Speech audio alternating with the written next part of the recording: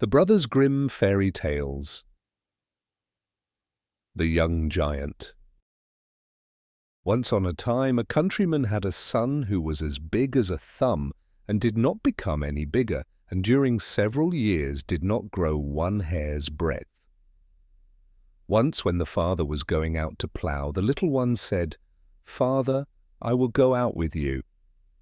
"Thou wouldst go out with me?" said the father. "Stay here. Thou wilt be of no use out there, besides thou mightest get lost." Then Thumbling began to cry, and for the sake of peace his father put him in his pocket and took him with him. When he was outside in the field, he took him out again and set him in a freshly cut furrow. Whilst he was there, a great giant came over the hill. "Do thou see that great bogey?" said the father, for he wanted to frighten the little fellow to make him good.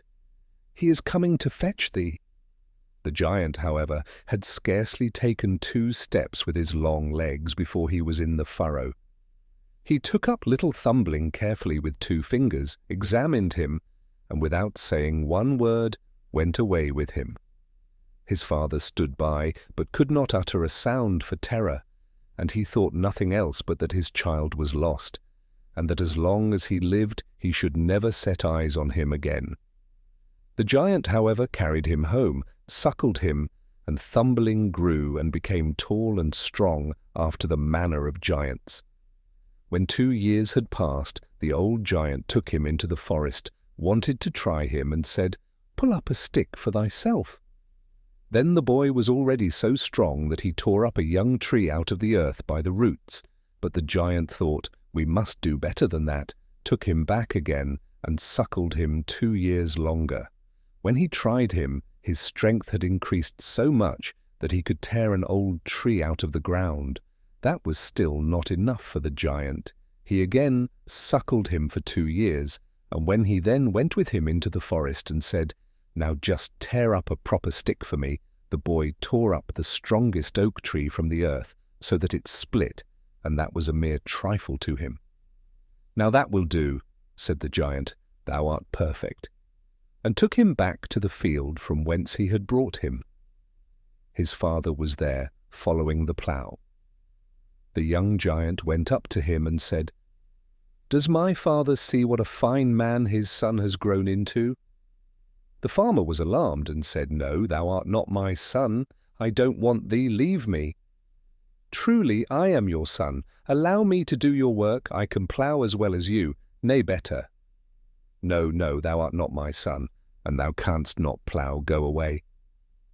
However, as he was afraid of this great man, he left go of the plough, stepped back, and stood at one side of the piece of land. Then the youth took the plough and just pressed it with one hand, but his grasp was so strong that the plough went deep into the earth. The farmer could not bear to see that, and called to him, "If thou art determined to plough, thou must not press so hard on it. That makes bad work." The youth, however, unharnessed the horses and drew the plough himself, saying, "Just go home, father, and bid my mother make ready a large dish of food, and in the meantime I will go over the field." Then the farmer went home and ordered his wife to prepare the food, but the youth ploughed the field, which was 2 acres large, quite alone, and then he harnessed himself to the harrow and harrowed the whole of the land, using 2 harrows at once. When he had done it, he went into the forest and pulled up 2 oak trees, laid them across his shoulders, and hung on them 1 harrow behind and 1 before, and also 1 horse behind and 1 before, and carried all, as if it had been a bundle of straw, to his parents' house. When he entered the yard, his mother did not recognize him and asked, "Who is that horrible tall man?" The farmer said, "That is our son." She said, "No, that cannot be our son. We never had such a tall one. Ours was a little thing." She called to him, "Go away! We do not want thee." The youth was silent, but led his horses to the stable, gave them some oats and hay, and all that they wanted. When he had done this, he went into the parlour, sat down on the bench, and said, "Mother, now I should like something to eat. Will it soon be ready?" Then she said yes, and brought in 2 immense dishes full of food, which would have been enough to satisfy herself and her husband for a week. The youth, however, ate the whole of it himself, and asked if she had nothing more to set before him. "No," she replied, "that is all we have." "But that was only a taste. I must have more." She did not dare to oppose him, and went and put a huge cauldron full of food on the fire, and when it was ready, carried it in. "At length come a few crumbs," said he, and ate all there was, but it was still not sufficient to appease his hunger. Then said he, "Father, I see well that with you I shall never have food enough. If you will get me an iron staff which is strong, and which I cannot break against my knees, I will go out into the world." The farmer was glad, put his 2 horses in his cart, and fetched from the smith a staff so large and thick that the 2 horses could only just bring it away. The youth laid it across his knees, and snap! He broke it in 2 in the middle like a beanstalk, and threw it away. The father then harnessed 4 horses, and brought a bar which was so long and thick that the 4 horses could only just drag it. The son snapped this also in twain against his knees, threw it away, and said, "Father, this can be of no use to me. You must harness more horses, and bring a stronger staff." So the father harnessed 8 horses, and brought one which was so long and thick that the 8 horses could only just carry it.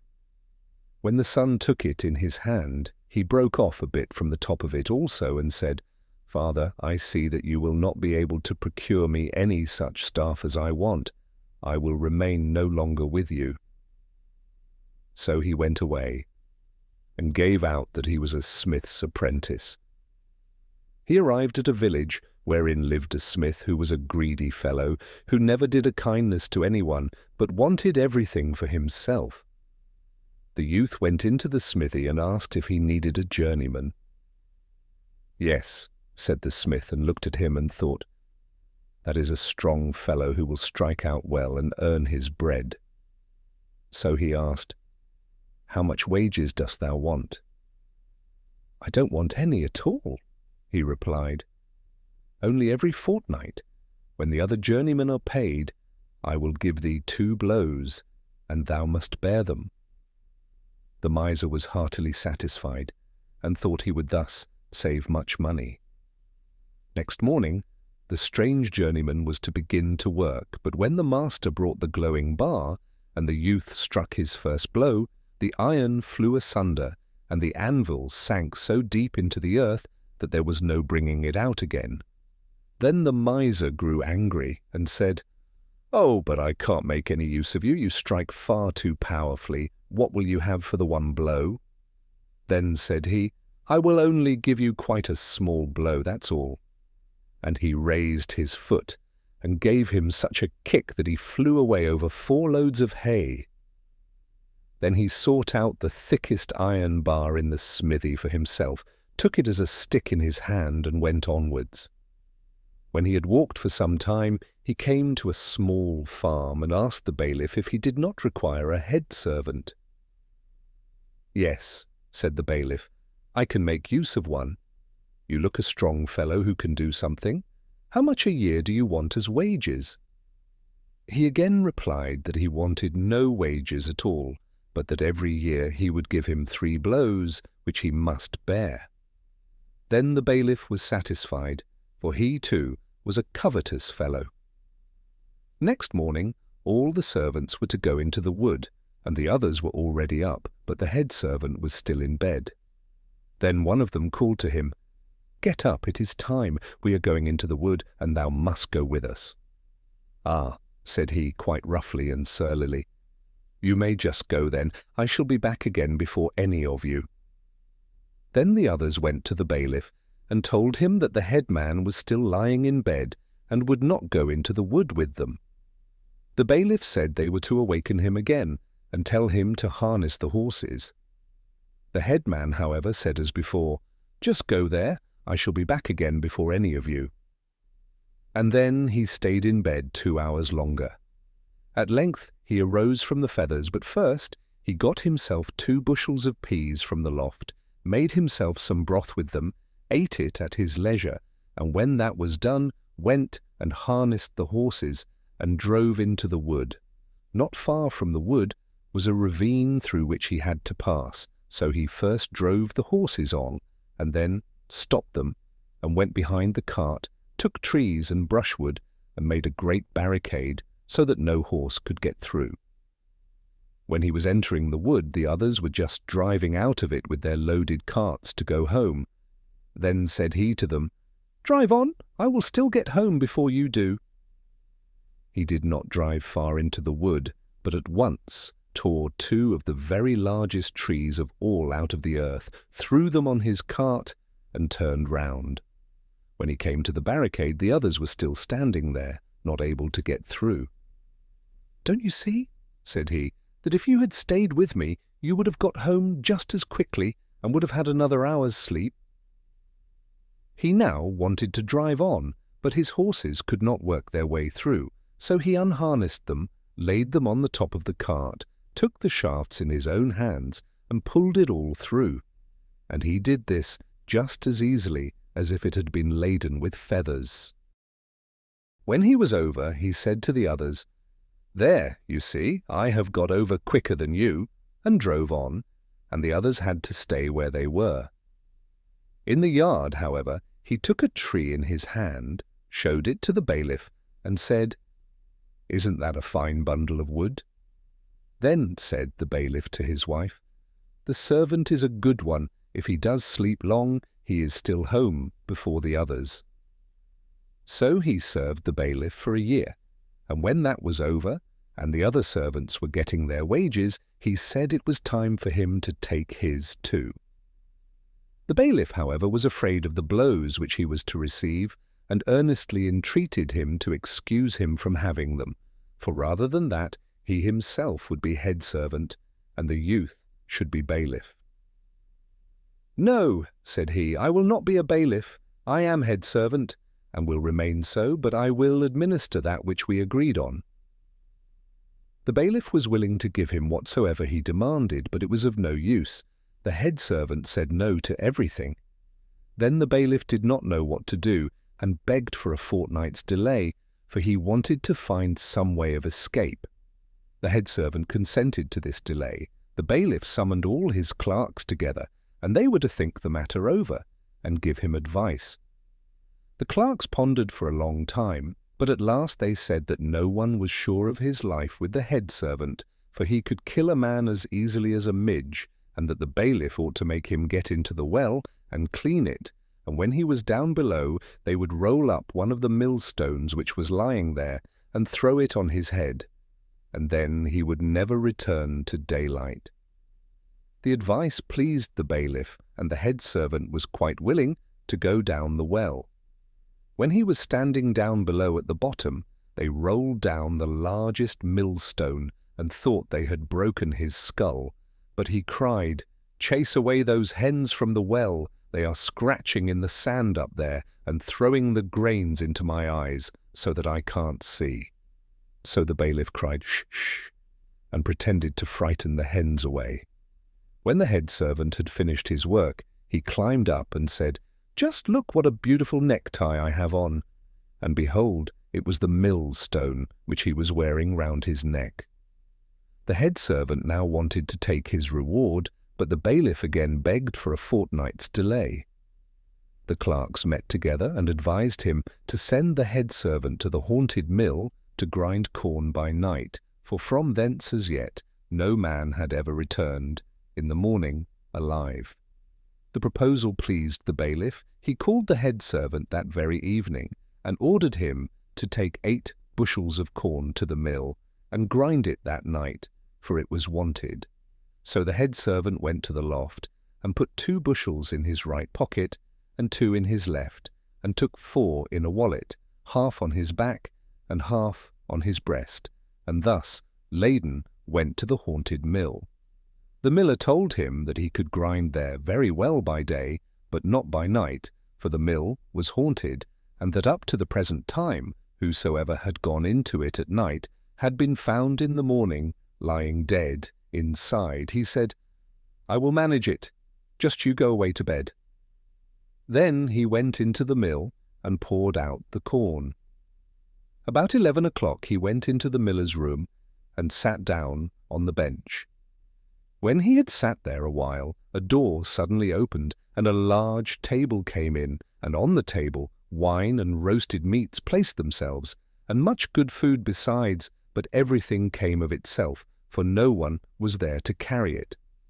After this the chairs pushed themselves up, but no people came, until all at once he beheld fingers which handled knives and forks, and laid food on the plates, but with this exception he saw nothing. As he was hungry and saw the food, he too placed himself at the table, ate with those who were eating, and enjoyed it. When he had had enough, and the others also had quite emptied their dishes, he distinctly heard all the candles being suddenly snuffed out, and as it was now pitch dark, he felt something like a box on the ear. Then he said, "If anything of that kind comes again, I shall strike out in return." And when he had received a second box on the ear, he too struck out. And so it continued the whole night. He took nothing without returning it, but repaid everything with interest, and did not lay about him in vain. At daybreak, however, everything ceased. When the miller had got up, he wanted to look after him, and wondered if he were still alive. Then the youth said, "I have eaten my fill, have received some boxes on the ears, but I have given some in return." The miller rejoiced, and said that the mill was now released from the spell, and wanted to give him much money as a reward. But he said, "Money I will not have, I have enough of it." So he took his meal on his back, went home, and told the bailiff that he had done what he had been told to do, and would now have the reward agreed on. When the bailiff heard that, he was seriously alarmed and quite beside himself. He walked backwards and forwards in the room, and drops of perspiration ran down from his forehead. Then he opened the window to get some fresh air, but before he was aware, the head servant had given him such a kick that he flew through the window out into the air, and so far away that no one ever saw him again. Then said the head servant to the bailiff's wife, "If he does not come back, you must take the other blow." She cried, "No, no, I cannot bear it," and opened the other window because drops of perspiration were running down her forehead. Then he gave her such a kick that she too flew out, and as she was lighter, she went much higher than her husband. Her husband cried, "Do come to me," but she replied, "Come thou to me, I cannot come to thee." And they hovered about there in the air, and could not get to each other, and whether they are still hovering about or not, I do not know. But the young giant took up his iron bar and went on his way.